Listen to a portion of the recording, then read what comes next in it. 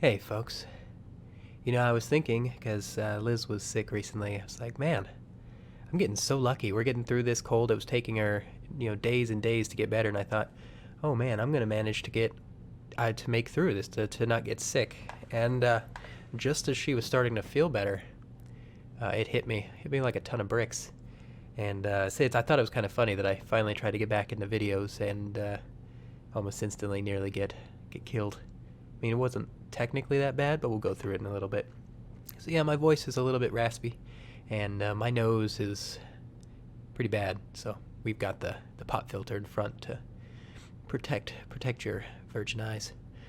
I just want to talk a little bit about bacteria, basically viruses. There's at least one microbiologist that's going to watch this video and lose his mind because I'm not about to be accurate. I'm not a microbiologist. I don't know a lot about it, but it is kind of a philosophy deal. I told you before I want to start telling stories.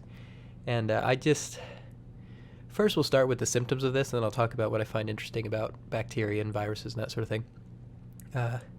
It started not innocuously. Innocent, we'll go with that. It started innocently enough with just a tiny bit of, drip down the back of my throat, and I thought, maybe I'm sick? And that went on for about 2 days. It was like the world's simplest allergy, It was like the world's tamest hay fever. I wasn't even concerned. And then, on the third day, it was bad. Oh, my throat started to hurt. And I thought, well, this is unfortunate. Started getting a cough, And thought, man, it's not hitting me as bad as it hit her. It looked like it was nearly killing her. Just severe pain, needing to try ice packs and heat packs and any kind of medication that she could take and that sort of thing. And then I went to sleep. Terrible things happened while I was asleep, apparently, because I woke up early the next day and my throat was so tight I felt like I couldn't breathe anymore.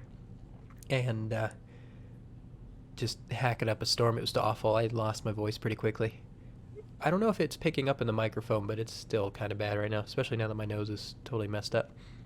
That went on for about 2 days, just incredible pain in my mouth and my throat, I was just pounding back Mucinex like they were sponsoring me. And then came day 4, 5, whatever. Then came the next day, which was like yesterday, and my nose was just an endless torrent. I didn't realize how much your nose could generate in a short period of time. And I could talk again. I'd gotten my voice back mostly, but talking for too long made me cough. So if there's any jump cuts in this, it's going to be because I coughed with the force of Captain Falcon into this microphone, and I don't want to deafen the 3 or 4 people that watch these. It's good to see you. I'm happy you're here. I know very few people probably record themselves when they're sick. I'm doing the oh god, what was the neighbor's name in Home Improvement? Mr. Wilson, I think. Howdy, neighbor. Yeah, just hiding behind the fence here. Yeah, so we're on to the hopefully last day of this really tearing me up. Turns out nasal congestion is almost as bad as back pain for flooring me out, and it's been years since I've gotten sick. Oh, I feel that tingle right in the throat. Oh, hold on, sorry. It's actually tea, but Oh, good. Actually, I just noticed that the camera is so bad that you don't actually see anything even when it pokes out. Ooh, saw his nose. Yeah, so that kind of covers the symptoms. It's crazy. I don't like getting sick. I used to get sick a lot as a kid, and then I just kind of stopped as an adult, and it's been years, and I kind of just forgot what being sick was like. Turns out it sucks. Don't do it if you can help it. I realize it'll put my germ friend out of business, but don't get sick. Now, I want to talk a little bit about what I find fascinating about disease. Is you realize as this thing is wrecking your body that there's this interesting sort of balance that bacteria or viruses, whatever, I'm just going to call it disease. There's this interesting balance that disease needs where it can't kill you too fast. Like, it's allowed to kill you. I'm glad that it didn't, but it's allowed to kill you. But it has to kill you slow enough so that it can spread to another person before you die. And even that is not necessarily enough. What it needs to do is it needs to spread to just barely more than one other person.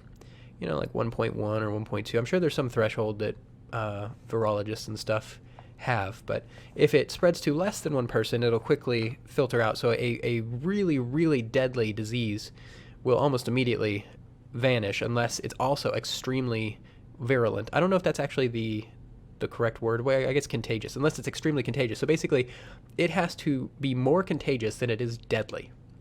Because if it's more deadly than it is contagious, then it'll die. So life is sort of like built on hindsight. So the reason that most colds and sicknesses don't kill us is because the ones that do don't tend to stick around, because they get into somebody and they kill them. And sure, you might have a minor outbreak or something in a town or something, but then they're gone. So what they have to do is they have to get you pretty sick, and they have to turn on whatever the vector is for them spreading. So if they are spread by touch, then they need to generally make your nose run, or do whatever they have to do, to get it onto your hands in some way. Or if you kiss everybody in town, then they want to get down onto your lips. If it's airborne, then they want to make you cough a lot. And there's other things, like, again, I'm not an expert in any of this. I'm sort of talking off the cuff. I don't have any research to back any of this up. This is just, I'm assuming this has to be the case, because I don't know how you could have a disease that is wildly deadly and not very contagious and have it stick around, unless it is very good at sticking on animals. I think Ebola is on, like, bats or something like that. Don't quote me on that, or if you do, just put, in quotations or in parentheses, professional idiot, so people know what my job title is. But basically, if the disease can hang out on animals, sort of like malaria, right? You could actually have an extremely deadly disease that is spread by insects, that as long as it's harmless to the insects, even if it kills every single person that comes in contact with it, it should still continue to spread, because you could have one mosquito presumably spread the disease to multiple people. So, and again, that kind of comes back to the whole, it's the contagious nature of it. The way that it spreads is more potent than the deadliness of the disease. And so, yeah, that was kind of what's been on my mind these last few days, because I noticed that it became very difficult to breathe on, like, day 2 or so. Or day 2 of after it really started. Obviously, day 2 was initially just back my throat tickled. But once it really started going, I actually kind of consoled myself, because I was a little bit terrified when I woke up. I was like, I can't breathe. This is not good. And then I thought to myself, well, it's unlikely that it's going to kill me, because if it was something that was going to kill me, I probably wouldn't have gotten it in the first place, because I don't tend to, like, roll around in manure or anything like that, where very deadly diseases might jump to me. And that's another thing, obviously, is that disease doesn't tend to jump between animals. And when it does, it tends to be pretty hardcore, and I would assume that's for the same reason, is that it's not adapted to the new organism that it's going into, and so it just kind of does what it always does, because these things are, at least as far as I'm aware, pretty mindless, and it just kind of does what it always does. But then the factors that keep it in check normally in the other animals that it would be in, they don't exist in this new thing, potentially. And so what may have just been a minor inconvenience for the other animal that had it, now that it jumped to you, it ends up being fatal, because it shuts your liver down or something. And yeah, it's fascinating. I think it's interesting that, and I'm gonna hate myself at the end of this YouTube career. You can call anything a career. I mean, if and no offense to people who work at McDonald's, you're all swell people. I appreciate that you do that, but it's always funny when I see those signs that talk about, like, start your career at McDonald's, and I think, I really do feel like I would want almost everyone at McDonald's, unless you really love the job, but I would want almost everyone there to get somewhere better once they can. If they can. It's kind of hard, but that's a totally different thing, and I already said I don't want to discuss things that I'm totally ignorant of, and if there's something I understand less than getting sick, it's how the economy works. I don't know. But what I was saying was, I'm going to include a lot of different things that could have been their own videos into a single long video, and then I'm going to feel stupid, because, 2 months from now, I'm going to run out of things to talk about, and I'm going to be like that old man who just keeps telling you the same story over and over. So here we go. Here's the first time you're going to hear it. You'll probably hear it 1,000 more times. Buckle in. I find it really interesting that our bodies are kind of like if you consider all of humanity, every person is sort of like a solar system, and all of their organs and the tracks in their bodies are sort of like a bunch of planets, at least as far as bacteria is concerned. These things, they travel from planet to planet and all that sort of stuff, and they just keep spreading inside of you, and you're their entire world up until some of them can escape you in one fashion or another. And excuse me, I'm sorry. Hey, me in the future, did you remember to edit that out? If you didn't, I'm so mad at you. Seriously, bruh. But as I was saying, you say a solar system, a galaxy, or a planet, whatever. But basically, it's interesting to me that each one of us is like this entire biosphere that's just walking around. We've got all this life inside of us. And I've heard that tale of there's more bacteria. There's more of other things in you than there is you in you. And I suppose that sort of brings up the thing of like, what is you and all that, which I'd love to talk about sometime. Oh God, I almost did. I almost went on to a third tangent. But anyways, that's just another one of those things that sort of sticks in me, is the idea that, strangely, it kind of feels a bit like humanity on Earth. And it's great because there's this movie, and this is going to be relevant, so I'm not going on a third tangent. There's this movie called Virus. It's garbage. No offense to people who made it. I really didn't enjoy it. Mostly because of something I'm literally about to do, which is sort of ironic, is they do that whole thing you see online where people are like, oh, humans are a virus because blah, blah, blah, and they kill the environment. It's like, oh, very clever.